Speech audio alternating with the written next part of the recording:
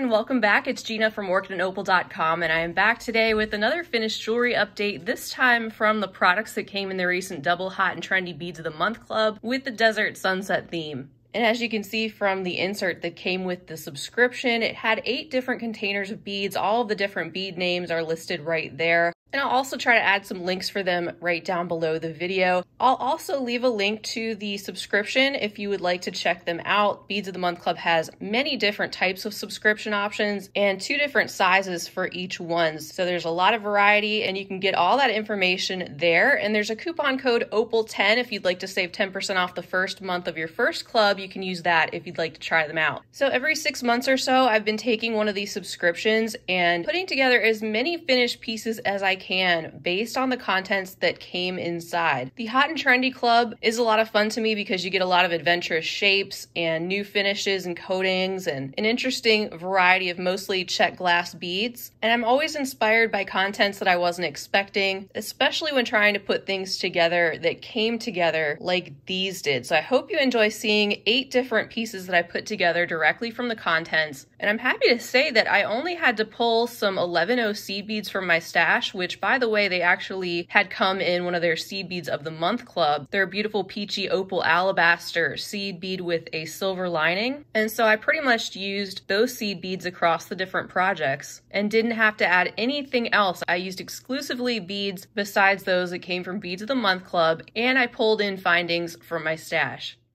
And you may remember from that unboxing video that these dividers were completely full of beads when I first shared them. All of the 8 outer containers had so many different beads, but I was actually able to use most of what came, as you can see. I could even do a couple more little things probably if I was really desperate, but I definitely wanted to stop at the 8 pieces because I think that will be enough fun things to look at from this palette. So here's a close look at the first finished necklace that I made. You can see those daggers are really shown off in this design, and I love the fact that it adds this really interesting texture to the bottom. They're kind of overlapping with each other, which is really interesting and kind of makes it look feathery in a certain way. You can also see those little Minos Puca beads, the little round cylinders, the new Delos beads with the 3 holes there, and that Capri gold. And then I just added in some of those 11O seed beads like I mentioned and attached those components with some wire guards and some chain I had in my stash. And there's a look at the back of the necklace. As you can see, I just added in a extender chain and a little coordinating charm that I had from my stash. And I also made this next pair of earrings, which I think could go really well with the necklace. You can see those Delos beads popping up in there as well. These are all just original designs, by the way. I just played around with the different shapes and didn't follow any specific pattern or anything like that, which is just something I really enjoy doing. So a lot of these came about just by trial and error. But you can see these have those Minos beads in them too in the center, and what's kind of neat is that the center of the earring is open and it's framed out with the Minos beads, and you can see those seed beads in there as well. And these could really go together as a set. Here's a look at the next necklace. This one incorporates the little Rizo beads there at the front of the necklace, and those were actually put together using kumihimo and the beaded knotting technique. First, I created a strip of the kumihimo with the beads, and then I used the bead caps that you see there from my stash. They've been in my stash forever, but definitely came in handy with this color palette and with the size of that beaded braid. And then I just used the little heart beads and that Capri gold to form a simple chain attached to either side of the kumihimo. These hearts are a lot of fun. They actually are the crystal on one side and then the metallic on the other, but the metallic shines through the other side and they flip around, but that's okay. They all have that same color tone. Then you can see I did use some of those true to 2mm fire polish beads in between the hearts. Next up is this new beaded pendant flower that I created with the Dagger beads and the Minos and the Rizos. Once again, the Rizos are just so fun too with their combination of that kind of white opal with the gold. And I just used some of the seed beads from my stash once again, but you can also see those True 2 beads popping up in there as well.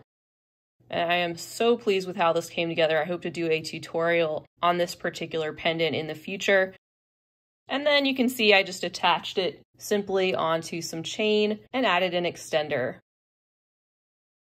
Next is this bracelet that I put together using a lot of those Minos beads as the base, and then I used some of the True 2 fire polish over the top in sort of an X-like pattern with an 11-0 in the center, which really adds a lot of sparkle and texture to the top of this. And I didn't have enough Minos, as you can see I used a lot of them in this design, to do the full bracelet, so I just pulled in some of the gold ones that I had gotten from Beads of the Month Club previously that I had in my stash to finish that off on either side.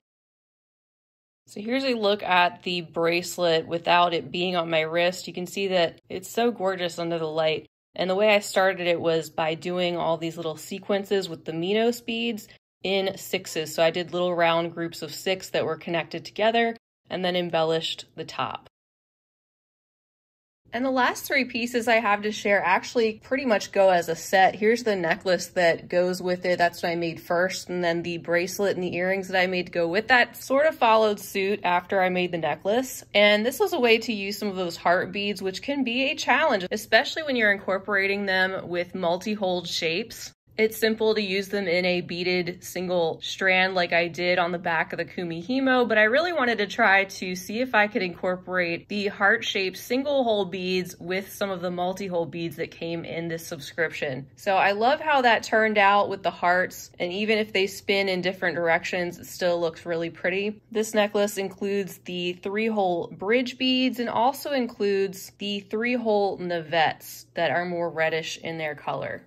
When you look at this closely, you can also see some of those Minos beads in the center strand, and I pulled in some more of those 11-0 seed beads that I had pulled into the other projects, and some more of the True 2 check glass fire polish. So this one also was finished just with some wire guards on the end and some chain. And then I have this bracelet that coordinates with the necklace, also bringing in the same beads except for the True 2. The bridge beads and the Navettes just fitting perfectly together, so it was natural to put those together and just needed something to pull those together into a single row. The Minos fit perfectly in between there and just wanted to pull in some of those silver-lined peach seed beads. And last but not least is piece number 8. This is a pair of earrings to go with the necklace and bracelet that ended up being a fun, surprising design for me. I like the fact that I was able to incorporate the hearts in the earrings too to match the necklace, and was even able to frame out the 3-hole beads with some of the coordinating seed beads and the True 2s, and just popped on some of my own ear wires over the wire guard. So that's a look at the back, and then a look at the front. So that's a look at all the pieces that I put together from this month's Double Hot and Trendy Club in the Desert Sunset theme. I hope you enjoy checking these pieces out and maybe getting some ideas here and some inspiration, and checking out some different options for what you can do with a club like this, especially if you see me unbox or share the items up close and you're not sure how to put them together or how they would look put together. This was definitely a fun challenge, and as usual, there's a lot of results here that turned out to be a pleasant surprise. So huge thank you to you all for being here. I love your interest in checking out these finished pieces. I hope it helped, and I hope you enjoyed it. This will probably be my last video for 2021, so this will be my last sign off for the year. I hope everyone is doing well and staying safe, and please know how much I've appreciated having you over the past year. Whether you've been around for a while or are brand new, thank you for being such a wonderful group, and I can't wait to be with you all again in 2022. If you enjoyed the video, definitely feel free to give it a big thumbs up, and don't forget to subscribe. Also be sure to share with your other beading friends, and feel free to leave a comment down below. Don't forget that coupon code OPAL10, and also the link for Beads of the Month Club will be down below as well. And you can check for the playlist that I have for all the unboxings that I've done for this subscription right up in the corner. Well, that's all I have for now until next year. I hope you have a wonderful rest of your day, and as always, happy beading.